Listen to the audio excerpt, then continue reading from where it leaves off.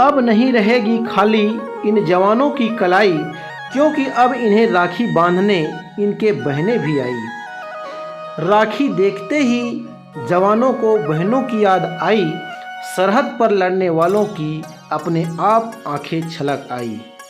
आइए देखते हैं एक राखी देश के नाम। जी हाँ, छत्तीसगढ़ की सुप्रसिद्ध गायिका आरू साहू के साथ।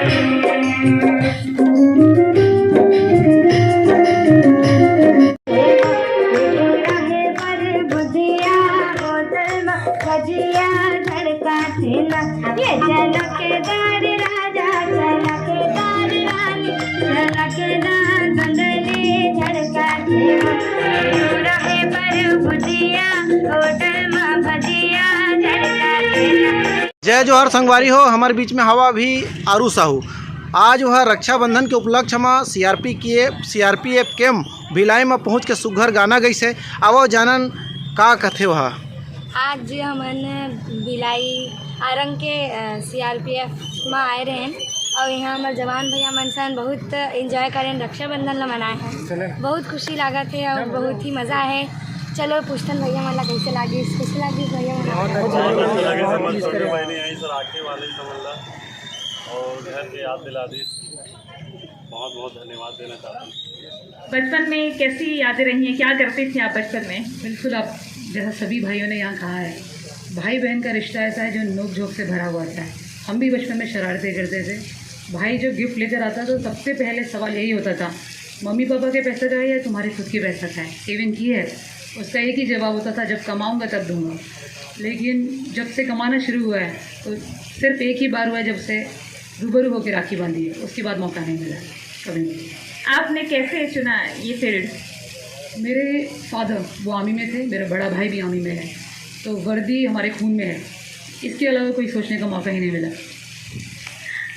बताना चाहेंगे कि उत्तराखंड से पूनम मैडम आती हैं और यहाँ आप देश भर में अगर देखें तो जो महिला सैनिक हैं उनको आप कैसे देखती हैं, कितना प्रेरित करती हैं? रक्षाबंधन का त्यौहार है तो यही संदेश बहनों को दे दीजिए। मैं देश की सभी बहनों से ये कहना चाहूँगी कि भाई यहाँ पे जो समस्त बैठे हैं वो प्रोटेक्शन आपको ज़रूर देंगे, लेकिन आपको बोल्ड होना पड़ेगा, खुद की रक्षा खुद सीखना पड़ेगा, तभी आप अपने जो आपका फ्यूचर है उसे आप प्रोटेक्ट कर पाएंगे और अपने बच्चों को भी एक अच्छी राह फ्यूचर दे पाएंगे।